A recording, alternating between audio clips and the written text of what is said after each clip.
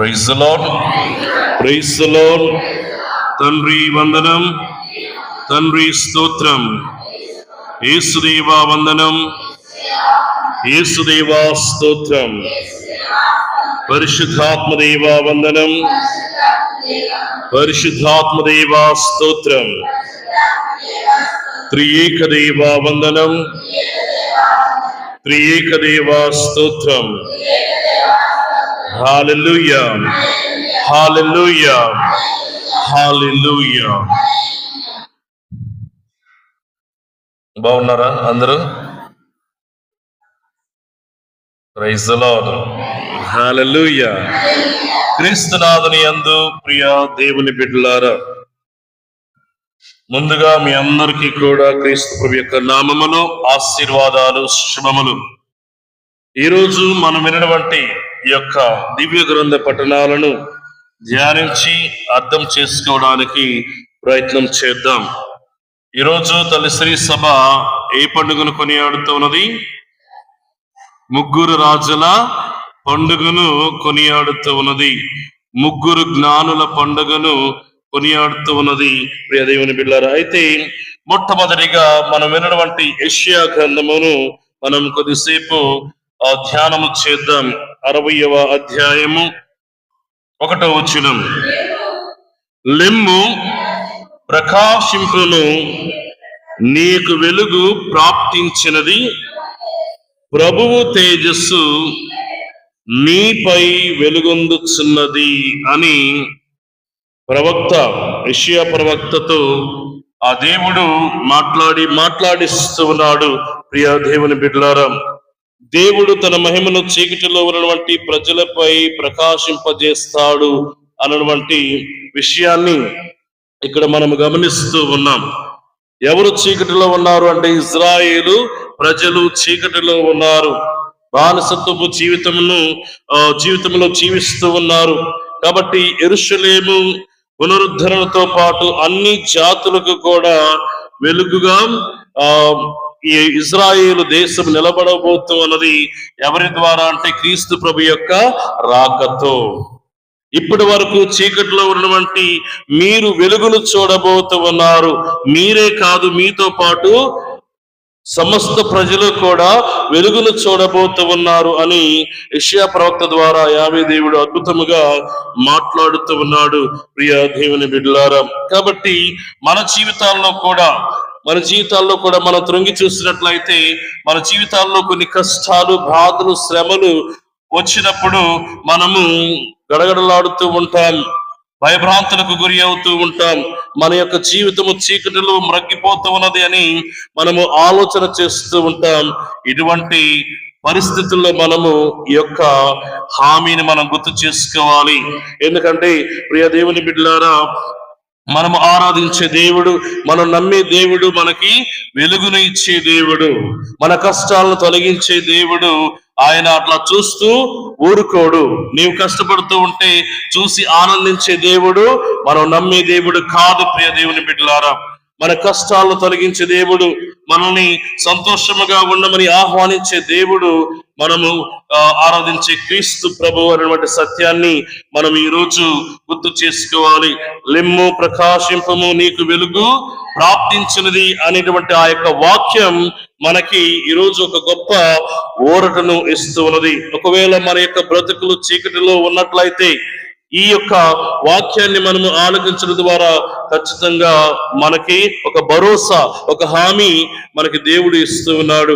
నీవు ఏ విషయం గురించి కూడా భయపడాల్సిన అవసరం లేదు. నీ జీవితంలో ఉన్నటువంటి ఆ యొక్క కష్టాలు, బాధలు, శ్రమలు, ఇబ్బందులు ఇవి కొంతకాలం మాత్రమే అనేటువంటి సత్యాన్ని ఆ దేవాతి దేవుడు మనందరికీ కూడా తెలియపరుస్తున్నాడు. కాబట్టి మనము ఆ ప్రభు ఇచ్చినటువంటి ఆ యొక్క ఆశీర్వాదాలు పొందాలి అంటే మనము నిరాశకు గురి కాకూడదు, నిస్పృహలో ఉండకూడదు. అవిశ్వాసాన్ని తీసివేసి విశ్వాసంలో మనము ముందుకు వెళ్ళాలి.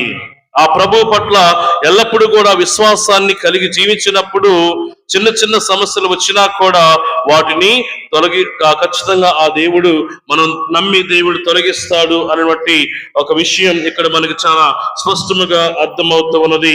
ప్రియ దేవుని బిడ్డలారా, మనం రెండో పట్టణం చూస్తున్నట్లయితే పునీత పౌలు గారు ఎఫెసీయులకు రాస్తూ మాట్లాడుతున్నటువంటి మాటలు మనం గుర్తు చేసుకుందాం. ఎఫెసీయులకు రాసిన లేఖ ఒకసారి ఆ వాక్యాన్ని రెండవ వచనం నుండి 6వ వచనం, రెండవ వచనం చదవండి. మీ మేలు కొరకై అనుగ్రహ పూర్వకమైన ఈ పనిని దేవుడు నాకు అప్పగించనని మీరు నిశ్చయముగా వినియుందురు. దేవుడు తన దైవ దర్శనాన్ని బహిరంగము చేసి నాకు తెలియపరచెను. దీనిని గూర్చి నేను సంగ్రహముగా వ్రాసితిని. ప్రియ దేవుని బిడ్డలారా, అన్యుల కొరకు, అన్యులను దేవుని వైపు నడిపించడానికి పౌలు పడుతున్నటువంటి చేస్తున్నటువంటి కృషి అంతా ఇంత కాదు. అది చాలా స్పష్టముగా పౌలు గారు సెలవిస్తున్నాడు. మీ మేలు కొరకై అనుగ్రహ పూర్వకమైన ఈ పనిని దేవుడు నాకు అప్పగించనని మీరు నిశ్చయముగా వినియుందురు. పౌలు గారు అంటే అన్యులకు అపోస్తులుడని అంటూ ఉంటారు. Is an apostle of Gentiles, అంటే అన్యులకు సువార్తను తీసుకెళ్ళినటువంటి వ్యక్తులలో కీలక పాత్ర పోషించినటువంటి వ్యక్తి పౌలు గారు. ప్రియ దేవుని బిడ్డలారా, తన యొక్క పత్రికల ద్వారా ఎఫెసీయులు అన్యులకు వ్రాస్తూ, ఇదిగో మీ మేలు కొరకై అనుగ్రహపూర్వకమైన ఈ పనిని, ఏ పనిని? సువార్త బోధించే పనిని, సువార్తను అందించే పనిని దేవుడు నాకు అప్పగించనని మీరు నిశ్చయముగా వినే ఉంటారు అని చాలా కరాఖండిగా పౌలు గారు బోధిస్తూ ఉన్నాడు. అంటే ప్రియ దేవుని బిడ్డలారా, ఈ యొక్క వాక్యమును బట్టి మనం అర్థం చేసుకోవచ్చు, రక్షణ అనేది కేవలము యూదా ప్రజలకు మాత్రమే కాదు, ఈ లోకంలో ఉన్నటువంటి ప్రతి ఒక్కరికి కూడా ఆ రక్షణ బహుమానం అనేది అందజేయబడుతూ ఉన్నదని పునీత పౌలు గారు మనకి సెలవిస్తూ ఉన్నారు. రక్షణ అనేది అందరికీ, కొందరికి మాత్రమే కాదు, అందరికీ అన్నటువంటి సత్యాన్ని మనకి బోధిస్తూ ఆయన అన్యులకు పిలుపునిస్తూ ఉన్నాడు. ప్రియ దేవుని బిడ్డలారా, కాబట్టి క్రీస్తులో దేవుని రక్షణ ప్రణాళిక అందరికీ తెరవబడినది. కేవలం యూదులకు మాత్రమే కాదు, అందరూ కూడా ఆహ్వానితులే. కాబట్టి ఏం చేయాలి? విశ్వాసంలో బలపడాలి, దేవుని యొక్క ఆజ్ఞలను జీవించాలి. దేవుని యొక్క వాక్యానుసారముగా ఎవరైతే జీవిస్తారో వారు గ్రీకు వాడైనా, యూదుడైనా, భారతదేశీయుడైనా, అమెరికా వాడైనా, ఎవరైనా కూడా దేవుని యొక్క రక్షణ పొందడానికి అర్హులవుతారని అద్భుతంగా పునీత పౌలు గారు ఈనాటి యొక్క 2వ పట్టణంలో మనకి సెలవిస్తూ ఉన్నాడు. ప్రియ దేవుని బిడ్డలారా, మన జీవితంలో ఈ యొక్క వాక్యాన్ని అన్వయం చేసుకున్నట్లయితే దేవునికి కులము, మతము, భాష, దేశము ఇవేవి కూడా ఉండవు. అందరూ కూడా సమానమే, అందరూ కూడా ఆయన చేత సృష్టించబడినటువంటి వ్యక్తులే అన్నటువంటి విషయాన్ని ఇక్కడ మనం గమనించాలి. అందుమూలమని మనము ఎటువంటి తారతమ్యాలు లేకుండా ప్రతి వ్యక్తిని కూడా గౌరవించే వ్యక్తులుగా మన యొక్క జీవితాలను మలుచుకోవాలి. వారి కులం ఏదైనప్పటికీ, వారి మతం ఏదైనప్పటికీ, వారు ఏ ప్రాంతానికి చెందిన వారైనప్పటికీ, వారు ఏ భాష మాట్లాడేటప్పటికీ కూడా అందరిని కూడా మనము గౌరవించాలి. ఎందుకంటే ఈ రక్షణ ప్రణాళికలో అందరూ కూడా భాగస్తులే. పూర్వము కొంతమంది యూదులు పూర్వ నిబంధనలు మనం చూస్తూ ఉంటాం, కేవలము రక్షణ అనేది మాకు సంబంధించినదే అని గొప్పగా చెప్పుకుంటూ ఉండేవారు. కానీ ఈ వాక్యాన్ని బట్టి పునీత పౌలు గారు ఈ రోజు మనకి బోధిస్తూ ఉన్నది ఏమిటి అంటే, ప్రియ దేవుని బిడ్డలారా, కులం, భాష, స్థాయి భేదం లేకుండా ప్రతి వ్యక్తిని గౌరవించాలి. ఎందుకంటే ప్రతి ఒక్క వ్యక్తికి కూడా రక్షణ ప్రణాళికలో భాగం పంచుకునే అర్హతను, అవకాశాన్ని దేవుడు కల్పించాడు. Praise the Lord. Hallelujah, hallelujah, hallelujah. కాబట్టి ఈ సత్యాన్ని అద్భుతంగా పునీత పౌలు గారు మనకి సెలవిస్తూ ఉన్నాడు. హెబ్రీయులకు రాసిన లేఖ 11వ అధ్యాయం 6వ వచనం. హెబ్రీయులకు రాసిన లేఖ 11వ అధ్యాయం 6వ వచనం. విశ్వాసరహితుడగు ఏ మానవుడును దేవుణ్ణి సంతోషపెట్టలేడు. దేవుణ్ణి చేరవచ్చు ప్రతి వ్యక్తి దేవుడు ఉన్నాడనియు తన కొరకై వెదకు వారికి ఆయన ప్రతిఫలమిచ్చుననియు విశ్వసింపవలెను. విశ్వసించండి. దేవుని యొక్క ఆశీర్వాదాలు పొందాలి అంటే ఏముండాలి? విశ్వాసము ఉండాలి. అదే ఒకే ఒక కండిషన్, ఒకే ఒక షరతు. దేవుని ఆశీర్వాదాలు పొందాలన్నా, దేవుని యొక్క మేలులు, దేవుని యొక్క కృపావరములు పొందాలన్నా కూడా ఒకే ఒక షరతు. నీవు భారతీయుడు అయితేనో, అమెరికా వాడు అయితేనో, లేదా పాకిస్తాన్ వాడితోనో కాదు. ప్రియ దేవుని బిడ్డలారా, ఒకే ఒక షరతు, దేవుని పట్ల విశ్వాసము. విశ్వాసం ఉన్నట్లయితే తప్పకుండా దేవుణ్ణి నీవు సంతోష పెట్టగలవు. విశ్వాసరహితుడగు ఏ మానవుడు దేవుణ్ణి సంతోష పెట్టలేడు. అంటే ఏ వ్యక్తి అయితే దేవుని పట్ల విశ్వాసం నమ్మకము ఉండదో ఆ వ్యక్తి దేవుణ్ణి సంతోష పెట్టలేడు. దేవుని సంతోష పెట్టాలంటే ఏముండాలి? మనకి దేవుని పట్ల విశ్వాసము నమ్మకము ఉండాలని ఆ అద్భుతముగా హెబ్రీల పత్రికలో మనము ఆలకిస్తూ ఉన్నాం. దేవుణ్ణి చేరవచ్చు ప్రతి వ్యక్తి దేవుడు ఉన్నాడనియు తన కొరకై వెదుకు వారికి ఆయన ప్రతిఫలమిచ్చుననియు విశ్వసింపవలెను. ఎవరైతే ప్రభు కోసం వెదుకుతారో తప్పకుండా వారికి దేవుడు ఆ యొక్క ప్రతిఫలమును ఇస్తాడు. దేవుణ్ణి వెదకకుండా ఈ లోకానికి సంబంధించినటువంటి విషయాలను మనం వెదికితే దేవుడు సంతోషపడడు, దేవుడు మనల్ని ఫలింపచేయుడు. ప్రియ దేవుని బిడ్డలారా, ఇవి నా మాటలు కాదు, దేవుని యొక్క వాక్కులు. కాబట్టి వినటమే కాదు, విశ్వసించాలి. విశ్వసించిన వాక్కును మనము ఏం చేయాలి? పాటించాలి. Praise the Lord. హల్లెలూయా, హల్లెలూయా.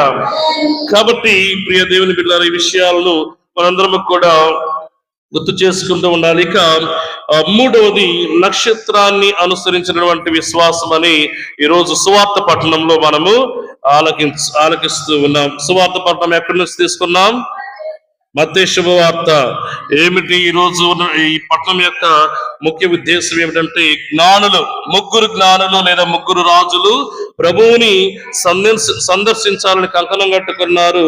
ఆ ఆలోచన కార్యరూపము దాల్చినటువంటి రోజు ఈ రోజు, ప్రియ దేవుని బిడ్డలారా. కాబట్టి మత్తయి శుభవార్త 2వ అధ్యాయం 1వ వచనం నుండి 12వ వచనం వరకు మనము ఆలకించినట్లయితే, మేము ఆయన నక్షత్రాన్ని చూశాము అని ఎవరంటూ ఉన్నారు?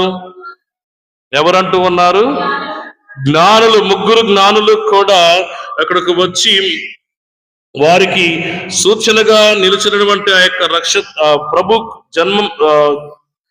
జన్మమునకు సూచనగా నిలిచినటువంటి ఆ యొక్క నక్షత్రమును గురించి అక్కడ ఉన్నటువంటి ఆ హేరోదు రాజుతో మరి సెలవిస్తూ ఉన్నాడు. యూదుల రాజుగా జన్మించిన శిశువు ఎక్కడ?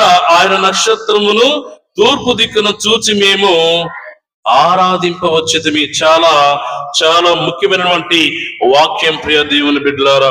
రాజులయ్యుండి ఎక్కడో మారుమూల గ్రామమున బెత్లెహేములో, అది కూడా ఒక ప్యాలెస్ లో జన్మించినటువంటి శిశువు కాదు యేసు ప్రభు. ఒక పశుల పాకలో జన్మించాడు, ఒక దీన స్థితిలో జన్మించాడు. ఆ వ్యక్తిని మేము ఆరాధించడానికి వచ్చి ఉన్నాము. Praise the lord, praise the Lord, hallelujah, hallelujah. కాబట్టి వారు ఈ వాక్యాన్ని పలుకుడు ద్వారా ఆ క్రీస్తు ప్రభు పట్ల ఉన్నటువంటి యొక్క విశ్వాసాన్ని అద్భుతముగా తెలియపరుస్తున్నారు. ప్రియ దేవుని బిడ్డలారా, ఆ విశ్వాసము కార్యరూపము దాల్చినటువంటి రోజు. విశ్వసించారు. అక్కడ స్టార్ చూశారు. ఆ స్టారు అన్ని స్టార్ల కంటే వ్యత్యాసముగా ఉన్నది, డిఫరెంట్ గా ఉన్నది. రోజు మనం స్టార్లు చూస్తూ ఉంటాం, కానీ ఆ రోజు కనిపించినటువంటి స్టారు దేనికో సూచన అని వారు నమ్మారు, విశ్వసించారు. అందుకే వారి యొక్క ప్రయాణాన్ని ప్రారంభించారు.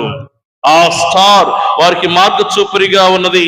ప్రియ దేవుని బిడ్డలారా, ఈ రోజు మన జీవితంలో దేవుడు చూపించినటువంటి కొన్ని సంకేతాలను మనం గమనించాలి. వాటిని మనము విధేయించాలి. అలానే వాటి పట్ల మనము విశ్వాస కార్యముతో ముందుకు సాగాలి. దేవుడు అనేక విషయాలను మనకి తెలియపరుస్తూ ఉంటాడు, సూచకముగా ఇస్తూ ఉంటాడు. గురువుల ద్వారా, ఉపదేశాల ద్వారా, సంఘ పెద్దల ద్వారా, విశ్వాసుల ద్వారా దేవుడు మనతో మాట్లాడుతూ ఉంటాడు. అలానే ఈ యొక్క లోకంలో, సమాజంలో జరుగుతున్నటువంటి సంఘటనల ద్వారా కూడా దేవుడు మనకి అనేక విషయాలను తెలియపరుస్తూ ఉంటాడు.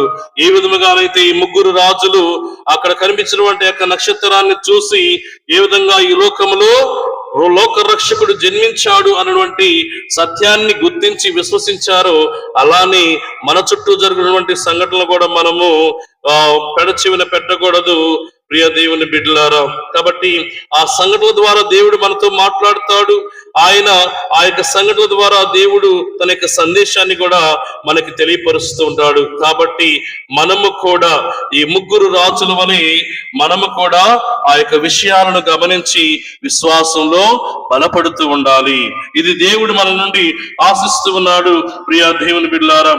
విశ్వాసములో జీవించడం అంటే ఆ విశ్వాసము కార్యరూపము దాల్చేలా ఉండాలి. అలానే వారు వచ్చి ఏం చేశారు? వారు ఆరాధన మరియు సమర్పణ, ఈ రెండు విషయాలను చేశారు. ప్రియ దేవుని బిడ్డలారా, ఏమేమి అర్పించారు వారు? బంగారము, సాంబ్రాణి, పరిమళ ద్రవ్యములు. ప్రియ దేవుని బిడ్డలారా, ఈ బంగారము దేనికి సూచన అంటే రాజత్వమునకు సూచన. క్రీస్తు ప్రభువుని రాజులకు రాజుగా వారు అంగీకరించారు. అలానే ధూపము దేనికి, సాంబ్రాణి దేనికి సూచన అంటే దేనికి సూచన? దైవత్వమునకు సూచన.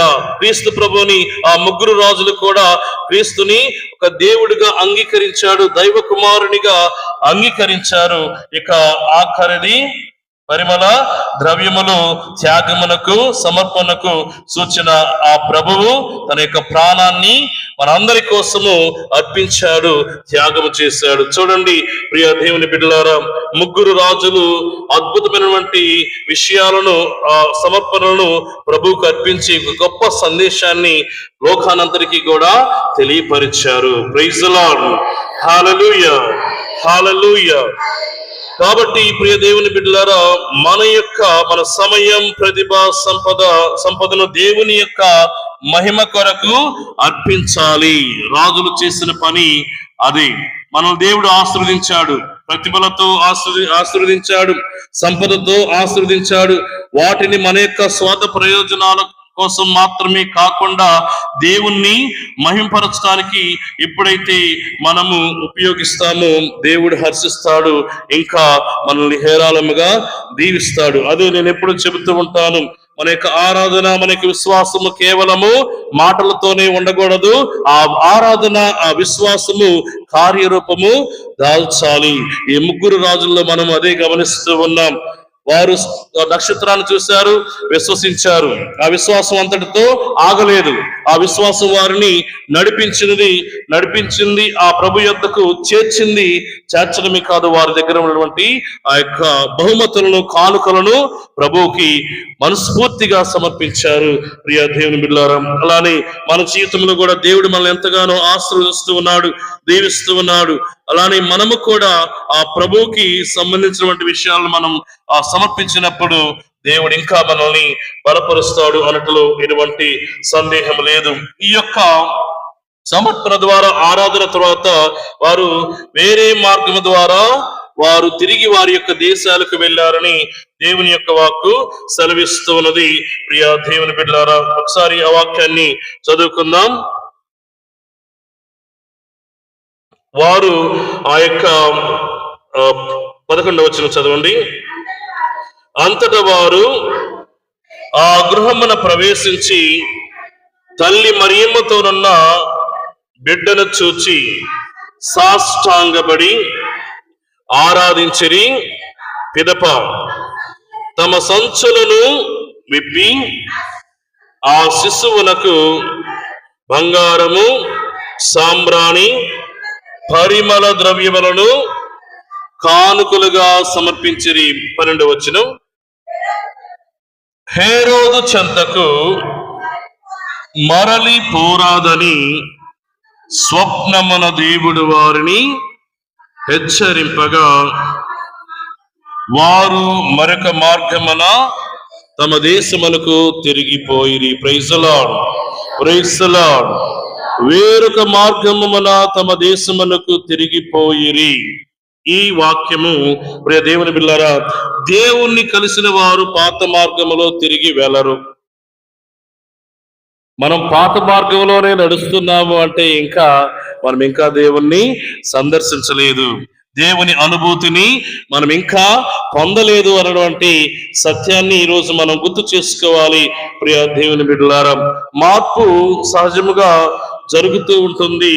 ఎప్పుడు అంటే మనం దేవుని యొక్క వాక్కును మన యొక్క హృదయంలోనికి మనస్ఫూర్తిగా అంగీకరించి ఆచరించినప్పుడు మార్పు ఖచ్చితంగా చోటు చేసుకుంటూ ఉంటుంది.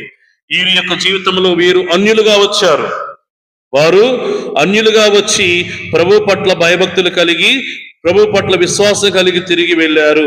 అంటే వారి యొక్క పాత మార్గము నుండి కొత్త మార్గంలోనికి ప్రవేశించారు. ప్రభువుకి భక్తులుగా తిరిగి వెళ్ళారని దేవుని యొక్క వాక్కు సెలవిస్తున్నది. ప్రియ దేవుని బిడ్డలారా, మన జీవితంలో పాప మార్గాలను విడిచి దేవుడు చూపి కొత్త మార్గములో మనం నడవడానికి ప్రయత్నం చేయాలి. మన జీవితం క్రీస్తును కలిసిన వారిగా ఉండాలి. క్రీస్తును కలిసిన వారు ఖచ్చితంగా వారి యొక్క జీవితంలో అద్భుత కార్యాలు జరుగుతాయి. అద్భుతమైనటువంటి మార్పు అనేది చోటు చేసుకుంటూ ఉంటుంది. నూతన నిబంధనలో మనకి కొన్ని పాత్రలు ఉన్నాయి. ఎవరు? ముఖ్యంగా జక్కయ్య గారు ఎప్పుడైతే ప్రభువుని చూశాడో వెంటనే అతనిలో ఒక గొప్ప మార్పు అనేది చోటు చేసుకున్నది. హృదయ పరివర్తన చెందాడు. ఒక మంచి నీతిమంతుడిగా, నిజాయితీపరుడుగా తన యొక్క జీవితాన్ని మలుచుకున్నాడు. అలానే మగ్దల మరియమ్మ పాపపు జీవితంలో జీవిస్తూ ఉన్నటువంటి ఆ స్త్రీ కూడా ఎప్పుడైతే ప్రభువును దర్శించినదో వెంటనే ఆమెలో కూడా ఒక అద్భుతమైన మార్పు చోటు చేసుకున్నది. అలానే పౌలు గారు సౌలుగా ఉన్నప్పుడు ఎవరైతే క్రీస్తు ప్రభు యొక్క పేరును ఉచ్చరిస్తారో, పలుకుతారో వారిని నాశనము చేస్తానని కంకణం కట్టుకున్నటువంటి సౌలు ఎప్పుడైతే ప్రభువుని దర్శనం పొంది ఉన్నాడో అద్భుతమైనటువంటి మార్పు చోటు చేసుకున్నది. చూడండి ప్రియ దేవుని బిడ్డలారా, ప్రతిరోజు దివ్య బలి పూజలో మనము క్రీస్తు ప్రభువుని స్వీకరిస్తూ ఉన్నాం. ఈ యొక్క పూజలో దివ్య ప్రసాద రూపంలో ఉన్నటువంటి క్రీస్తు ప్రభువుని స్వీకరిస్తూ ఉన్నాం. మరి మనలో ఆ మార్పు వస్తుందా లేదా అని ఆత్మ పరిశీలన చేసుకోవాలి. ఒకవేళ ఇప్పటికీ కూడా ఇంకా మనము పాత స్వభావంతో జీవిస్తూ ఉన్నట్లయితే ఇంకా ఆలస్యమేమీ లేదు. ఇప్పటికైనా మనం మారు మనసు పొంది దేవుని వైపు అడుగులు వేయాలి. మారు మనసు పొందడం అంటే ప్రియ దేవుని బిడ్డలారా, క్రీస్తును పోలి జీవించడమే. క్రీస్తు మనకి ఒక అద్భుతమైనటువంటి ఆ జీవిత విధానాన్ని చూపించాడు. ఆయన జీవించినంత కాలము కూడా ప్రేమతోను, ఆప్యాయతోను, కరుణతోను, జాలితోను, క్షమతోను ఇతరులకు సహాయం చేసే వ్యక్తిగా జీవించాడు. ఆయన పోలి జీవించడం అంటే ఈ విషయాలను మన యొక్క జీవితంలో జీవించడమే అనేటువంటి విషయాన్ని ఇక్కడ మనం గుర్తు చేసుకోవాలి ప్రియా దేవుని బిడ్డలారా. కాబట్టి ఈ రోజు మనము ముగ్గురు రాజుల పండుగను జరుపుకుంటూ ఉన్నాం. కాబట్టి ఈ పండుగ దినమున మనము మనతో పాటు తీసుకువెళ్లాల్సినటువంటి సందేశములు ఏమిటి అంటే ప్రియా దేవుని బిడ్డలారా, ఈ ముగ్గురు రాజుల వలె మొట్టమొదటిగా దేవుని యొక్క సూచనలకు స్పందించే వ్యక్తులుగా మన యొక్క జీవితాలను మలుచుకుందాం. చెప్పాను కదా, గురువుల ద్వారా మాట్లాడతారు, ఉపదేశాల ద్వారా మాట్లాడతారు, అలానే సంఘ పెద్దల ద్వారా మాట్లాడతాడు, విశ్వాసుల ద్వారా మాట్లాడతాడు దేవుడు. కాబట్టి ఆ సూచనలకు మనము స్పందించే వ్యక్తులుగా మనము మన యొక్క విశ్వాసంలో బలపడదాం. రెండవది, కష్టాలు లెక్క చేయనటువంటి అన్వేషణ. ఈ ముగ్గురు రాజుల యొక్క అన్వేషణ ఎక్కడో కరెక్ట్ గా తెలియదు, గమ్యం తెలియకుండా వారి యొక్క ప్రయాణాన్ని ప్రారంభించారు. ప్రభువు మీద ఆధారపడ్డారు, ప్రభువు మీద విశ్వాసం ఉంచారు, వారు అన్వేషించారు కష్టాలను లెక్క చేయకుండా కూడా. అలానే మన జీవితంలో కూడా ప్రియ దేవుని బిడ్డలారా, దేవుని కోసం చేసే ప్రయాణంలో కష్టాలు వస్తాయి, బాధలు వస్తాయి, అవమానాలు జరుగుతాయి. హింసలు ఉంటాయి. కాబట్టి వాటిని కూడా ఎదుర్కొని మనము ఈ ముగ్గురు రాజుల వలె ముందుకు సాగి ఆ ప్రభువుని అంతిమ దినమున దర్శిద్దాం. ఖచ్చితంగా ప్రభు మనకు దర్శనాన్ని ఇవ్వబోతున్నాడు. ఎప్పుడైతే మనం ఈ కష్టాలను లెక్క చేయకుండా మనము ఆయన కోసము అన్వేషిస్తాము. ఇక మూడవది నిజమైనటువంటి ఆరాధన. ప్రియ దేవుని బిడ్డలారా, వినయము. ఈ ముగ్గురు రాజులను మనం నేర్చుకోవాల్సినది, వారు ముగ్గురు కూడా సాష్టాంగపడి ప్రభువుని ఆరాధించారు. అసలు ఆ హోదాలో ఉండి ఒక చిన్న బాలుడు ముందు ఆ సాష్టాంగపడటం అంటే, ఆరాధించడం అంటే ఆషామాషి కాదు. మన చిన్న ఆఫీసర్ అయితేనే అసలు మనకన్నా గొప్పవారు లేరన్నట్టుగా ప్రవర్తిస్తూ ఉంటాం. కానీ రాజ్యాలకు రాజులైనటువంటి ఆ వ్యక్తులు, వారు తగ్గింపు ధనముతో, వినయముతో ఆ బాలయేసును చూసి, ఇదిగో ఈయనే నిజమైనటువంటి లోక రక్షకుడు, రాజులకు రాజు అని వారు నమ్మారు, విశ్వసించారు. కాబట్టి ఇతని ముందు మేము తక్కువ వారమే, మేము చిన్నవారమే అని ముగ్గురు రాజులు తలంచారు. ముగ్గురు కూడా సాష్టాంగపడి ఆరాధించారు. తద్వారా వారికి దేవుని పట్ల ఉన్నటువంటి ఆ యొక్క విధేయతను, వినయమును చూపించారు. ప్రియ దేవుని బిడ్డలారా, అలానే మన యొక్క జీవితంలో కూడా నిజమైనటువంటి ఆరాధన ఏమిటి? వినయము, విధేయత. వినయము లేకుండా మనం గర్వంలో విర్రవీగితే గర్విష్ఠుల దేవుడు పాతాళంలోకి తొక్కిపడేస్తాడు అన్నమాట. Praise the Lord. Hallelujah, hallelujah. కాబట్టి మన యొక్క ఆరాధనలో వినయం ఉండాలి, విధేయత ఉండాలి, విశ్వాసం ఉండాలి. ఇవే మనము వీరి ముగ్గురులో కూడా గమనిస్తూ ఉన్నాం. అలానే మన యొక్క జీవితంలో కూడా ఉత్తమమైనటువంటి విషయాలను, వస్తువులను దేవునికి సమర్పించడానికి ప్రయత్నం చేయాలి. ముగ్గురు రాజులు చేసింది కూడా అదే. ప్రియ దేవుని బిడ్డలారా, ఇక ఆఖరిగా మనం నేర్చుకోవాల్సిన ఏమిటి అంటే, ముగ్గురు రాజులు ఏ విధంగానైతే వేరే మార్గము గుండా వెళ్ళారో, మనము కూడా మన యొక్క పాత మార్గమును విడిచిపెట్టి పాపపు జీవితానికి స్వస్తి చెప్పి ఒక నూతన మార్గములో, మంచి ప్రభు ఏర్పాటు చేసిన మార్గంలో నడవడానికి ప్రయత్నం చేసినట్లయితే దేవుని యొక్క ఆశీర్వాదాలు, కృపలు ఎప్పుడు కూడా మనపై ఉంటాయి. కాబట్టి ప్రియ దేవుని బిడ్డలారా, విశ్వాసము, పట్టుదల, అన్వేషించే మనస్తత్వము, ఇవి వినయము, విధేయత, ఆరాధించే మనస్తత్వము మనలో అలవర్చుకుందాం. దేవునికి ప్రియమైనటువంటి బిడ్డలుగా గుర్తించబడదాం. పితా, పుత్ర, పవిత్రాత్మ నామమున ఆమేన్.